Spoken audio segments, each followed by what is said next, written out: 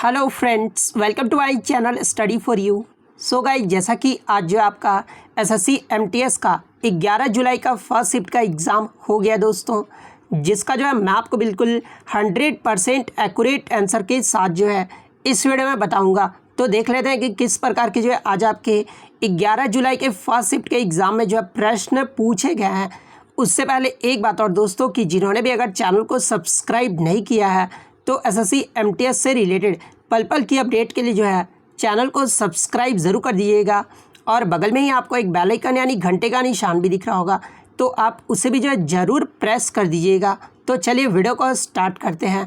तो आज का जो आपका पहला क्वेश्चन आया था कि who is the author of the book train to Pakistan, यानी ट्रेन टू पाकिस्तान नामक जो पुस्तक है ना, इसके लेखक कौन है। तो देखिए, ट्रेन टू पाकिस्तान नामक जो पुस्तक है इसके लेखक खुशवंत सिंह है। तो खुशवंत सिंह आपका करेक्ट आंसर होगा। और ये जो ट्रेन टू पाकिस्तान नामक पुस्तक है ना, ये खुशवंत सिंह की ऑटोबायोग्राफी भी है। इसके अलावा दिल्ली ए novel, Indian an introduction, A history of the six, ये सब जो पुस्तकें हैं ना, ये खुशवंत सिंह के द्वारा लिखा गया है। तो ये फैक्ट भी आपको ध्यान में रखना है। नेक्स्ट आपका यहाँ पर आता है कि उपाधियों का अंत संविधान में किस मौलिक अधिकार के अंतर्गत आता है। तो देखिए, मैं आपको बता दूं कि समानता का अधिकार एक मौलिक अधिकार है, जिसे अनुच्छेद 14 से 18 तक जो है परिभाषित किया गया है। बात कर ले अनुच्छेद 14 में क्या वर्णित है, तो कानून के समझ समानता, कानून की नज़र में सभी समान है, ये जो है अनुच्छेद 14 बताता है। अनुच्छेद 15 में जो है जाति, पंथ, धर्म, लिंग, जन्म स्थान आदि के खिलाफ जो है भेदभाव का निषेध, ये हमारा अनुच्छेद 15 में है। अनुच्छेद 16 में जो है सार्वजनिक क्षेत्र के रोजगार में जो है समान अवसर प्रदान करना, ये जो है अनुच्छेद 16 में है। अस्पृश्यता का उन्मूलन, ये जो हमारा अनुच्छेद 17 में है। और उपाधियों का जो उन्मूलन है ये हमारा अनुच्छेद 18 में है। तो हमारा क्वेश्चन पूछा गया था कि उपाधियों का जो अंत है ये संविधान के किस मौलिक अधिकार के अंतर्गत आता है। तो ये हमारा समानता के अधिकार के अंतर्गत आता है, जो कि एक मौलिक अधिकार है। तो समानता का अधिकार आपका करेक्ट आंसर होगा। नेक्स्ट क्वेश्चन आपका यहाँ पर आता है कि what is the total playing time of the hockey game, यानी अंतर्राष्ट्रीय हॉकी खेल में जो है कुल अवधि कितने समय का होता है। तो देखिए, हॉकी खेल में जो कुल समय की अवधि है ना, ये टोटल 60 मिनट का होता है, जो कि आपका 4 क्वार्टर में खेला जाता है। एक क्वार्टर जो होता है वो आपका 15 मिनट का होता है। बात कर ले भारत के मेंस हॉकी टीम के कैप्टन कौन है वर्तमान में, तो ये मनप्रीत सिंह है। वुमेंस के कैप्टन कौन है, तो ये सबिता पुनिया है। तो ये भी आपको ध्यान में रखना है। नेक्स्ट आपका यहाँ पर आता है कि what is the total percentage of urban population in Indian according to census 2011, यानी 2011 की जनगणना के अनुसार जो है भारत में शहरी जनसंख्या का कुल प्रतिशत पूछा गया था। तो देखिए, 2011 की जो जनगणना हुई थी ना, उसमें भारत का जो शहरी जनसंख्या का परसेंट रहा था वो 31.16% रहा था। तो 31.16 आपका करेक्ट आंसर होगा। वहीं अगर रूरल पॉपुलेशन की बात कर ले, यानी ग्रामीण जनसंख्या की बात कर ले, तो 68.84% रहा था। तो ये फैक्ट भी आपको ध्यान में रखना है। और मैं आपको ये भी बता दूं कि 2011 के सेंसस से आपके हर शिफ्ट में जो एक प्रश्न पूछे जा रहे हैं, तो आप इसके इंपॉर्टेंट फैक्ट्स जान लीजिए। जैसे कि 2011 सेंसस का मोटो क्या रहा था, तो आवर सेंसस आवर फ्यूचर, इसका मोटो रहा था। हाईएस्ट अगर पॉपुलेशन यूटी की बात कर ले तो ये आपका दिल्ली का रहा था। वहीं लोवेस्ट पॉपुलेशन यूटी का अगर पूछा जाए तो ये लक्षद्वीप का रहा था। हाईएस्ट पॉपुलेशन स्टेट का पूछा जाए तो ये आपका उत्तर प्रदेश का रहा था। लोवेस्ट पॉपुलेशन स्टेट अगर पूछा जाए तो ये आपका सिक्किम राज्य का रहा था। हाईएस्ट अगर अर्बन पॉपुलेशन पूछ लिया जाए तो हाईएस्ट जो अर्बन पॉपुलेशन है ना, ये महाराष्ट्र का रहा था। वहीं अगर एवरेज सेक्स रेशियो भारत का, यानी भारत का लिंगानुपात कितना रहा था, तो 1000 पुरुषों पर जो है 943 महिलाएं थी। तो ये फैक्ट भी आपको ध्यान में रखना है। वहीं अगर हाईएस्ट सेक्स रेशियो किस राज्य का रहा था, तो ये आपका केरला राज्य का रहा था। कितना रहा था ये भी पूछा जाता है, तो 1084 रहा था। वहीं अगर लोवेस्ट सेक्स रेशियो, यानी लोवेस्ट जो लिंगानुपात रहा था, ये आपका हरियाणा राज्य का रहा था। कितना रहा था, तो 879 रहा था।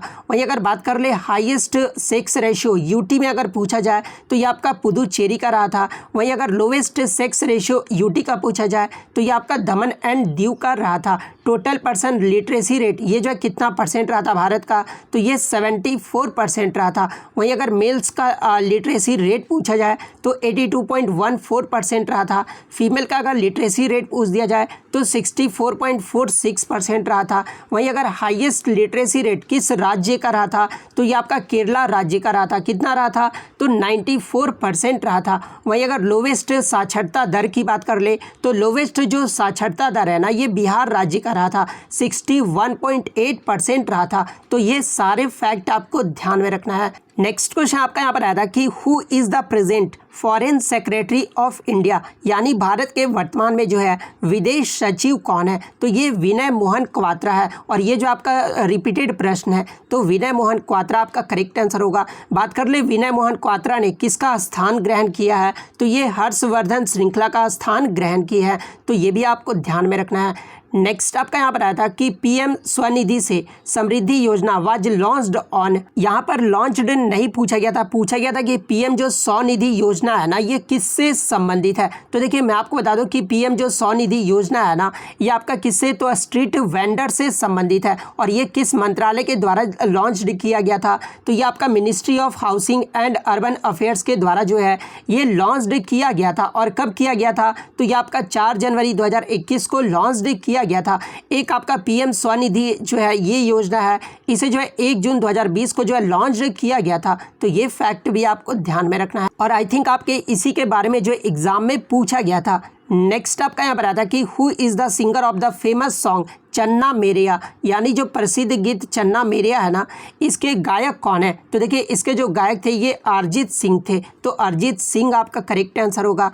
नेक्स्ट आपका यहाँ पर आता है कि which among the following is the highest peak in India, यानी भारत का जो सबसे ऊंची चोटी का नाम पूछा गया था। तो देखिए भारत का जो सबसे ऊंची चोटी है ना ये कंचनजंगा है, जिसका हाइट कितना, हाइट भी एग्जाम में पूछा जाता है तो 8,586 मीटर है। बात कर ले ये जो है किस राज्य में कंचनजंगा, तो ये आपका भारत के सिक्किम राज्य में स्थित है। तो ये आपको ध्यान में रखना है। और ये जो आपका विश्व का तीसरा सबसे बड़ा चोटी है। विश्व के सबसे बड़े चोटी की बात कर लें तो ये आपका माउंट एवरेस्ट है। इसके अलावा बात कर ले आपके ऑप्शन में जो है कंचनजंगा नहीं दिया हुआ था, बच्चे बता रहे थे। तो देखिए अगर कंचनजंगा ऑप्शन में नहीं दिया होगा ना तो भारत का दूसरा जो सबसे ऊंची चोटी है ना ये आपका नंदा देवी है। और ऑप्शन में आपका नंदा देवी दिया हुआ था तो नंदा देवी आपका यहाँ पे करेक्ट आंसर होगा।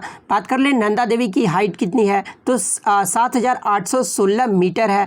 और बात कर ले ये जो है पूरी चोटी जो है भारत में स्थित है। तो ये फैक्ट भी आपको ध्यान में रखना है। नेक्स्ट आपका यहाँ पर आता है कि वायुमंडल में नाइट्रोजन का परसेंट पूछा गया था। तो देखिए वायुमंडल में नाइट्रोजन का जो परसेंट होता है ना वो 78.08% है। तो 78.08% आपका करेक्ट आंसर होगा।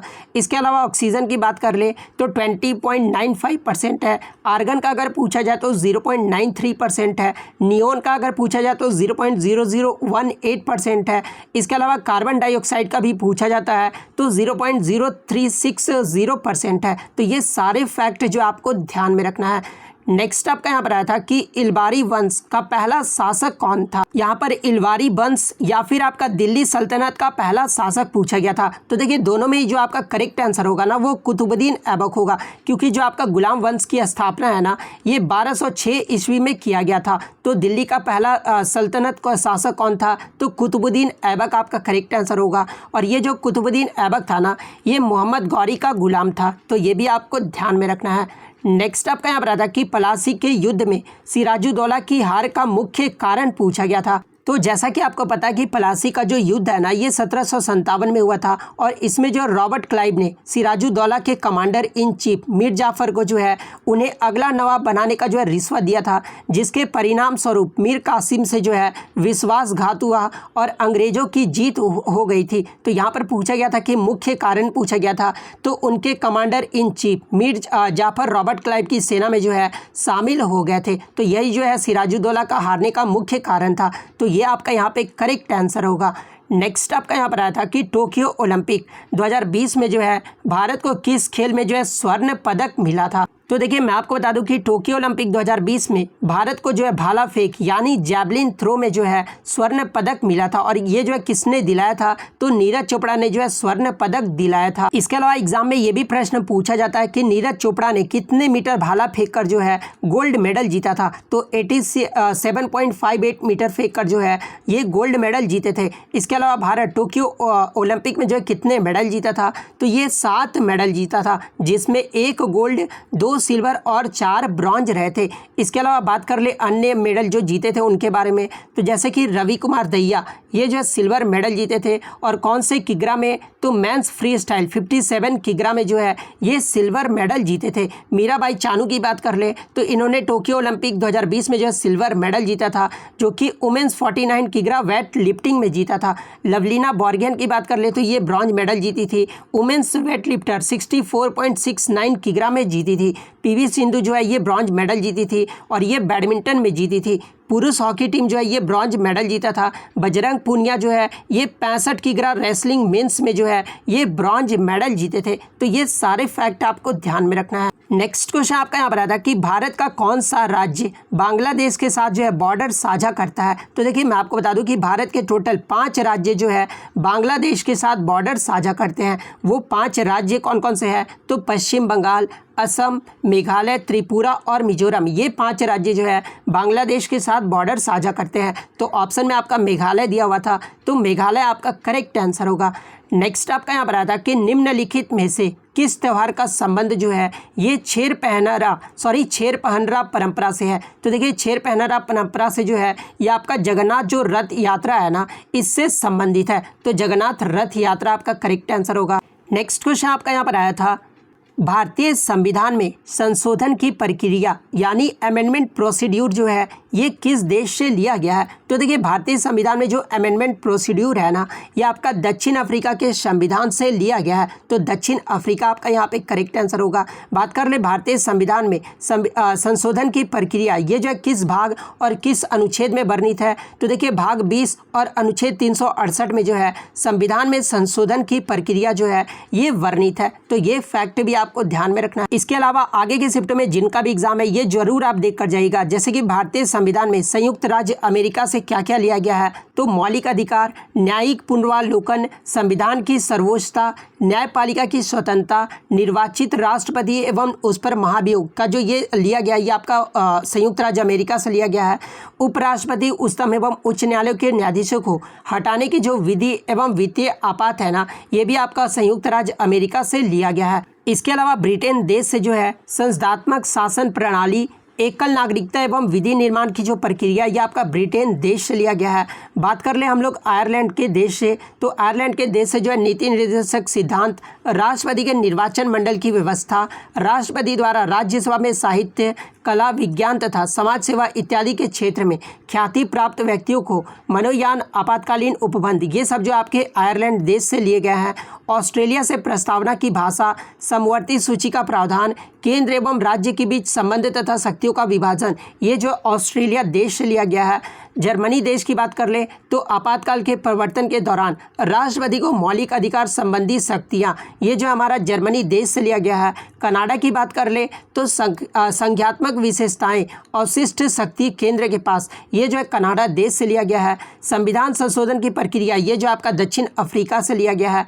रूस से जो है मौलिक कर्तव्यों का प्रावधान लिया गया है। जापान से जो है विधि द्वारा स्थापित प्रक्रिया जो है ये जापान देश से लिया गया है। तो ये सारे फैक्ट आपको ध्यान में रखना है। नेक्स्ट क्वेश्चन आपका यहाँ पर आया था कि which of the following is a allotrope of carbon, यानी कार्बन का जो है कौन सा अपरूप का एक उदाहरण है। तो देखिए मैं आपको बता दूं कि graphite, diamond, Florence, graphene, carbon nanotube, sugar, charcoal, ये सब जो आपके कार्बन के अपरूप हैं। तो इन्हीं में से जो आपका कोई ऑप्शन में दिया होगा, तो इनमें से जो भी दिया होगा वो आपका करेक्ट आंसर होगा। नेक्स्ट क्वेश्चन आपका यहाँ पर आ रहा है कि Gorakhpur is the head quarter of which railway zone, यानी गोरखपुर जो है ये किस रेलवे जोन का हेड क्वार्टर है। तो ये आपका नॉर्थ ईस्टर्न रेलवे यानी उत्तर पूर्वी का जो है ये आपका हेड क्वार्टर है। तो नॉर्थ ईस्टर्न रेलवे आपका यहाँ पे करेक्ट आंसर होगा। नेक्स्ट आपका यहाँ पर क्वेश्चन आया था कि who is the governor of India at the time of Morley Minto reform act, यानी जो आपका ये मार्लो मिंटो रिफॉर्म एक्ट हुआ था जो कि आपका 1909 में हुआ था। और उस समय जो है भारत के गवर्नर कौन थे? तो देखिए मार्ले मिंटो रिफॉर्म एक्ट जो आपका 1909 में हुआ था, उस समय जो भारत के गवर्नर थे ना, ये लॉर्ड मिंटो थे। तो लॉर्ड मिंटो आपका करेक्ट आंसर होगा।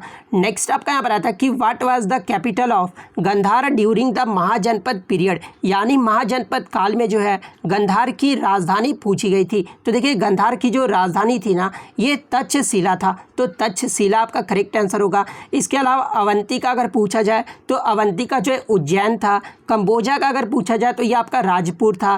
काशी का अगर पूछा जाए तो ये वाराणसी था। तो ये इंपॉर्टेंट फैक्ट्स भी आपको ध्यान में रखना है। नेक्स्ट क्वेश्चन आपका यहाँ पर आता है कि उड़ीसा का जगन्नाथ मंदिर के ऊपर जो सफ़ेद चक्की बना हुआ ना, उसे क्या कहा जाता है? तो देखिए इसके ऑप्शन मुझे बच्चों द्वारा नहीं मिले हैं। तो अगर आपके ऑप्शन में नील चक्र दिया होगा ना, तो नील चक्र आपका करेक्ट आंसर होगा। इसके अलावा जो बच्चे एग्जाम देकर आए हैं वो कमेंट करके बता सकते हैं कि ऑप्शन में जो आपका क्या दिया हुआ था।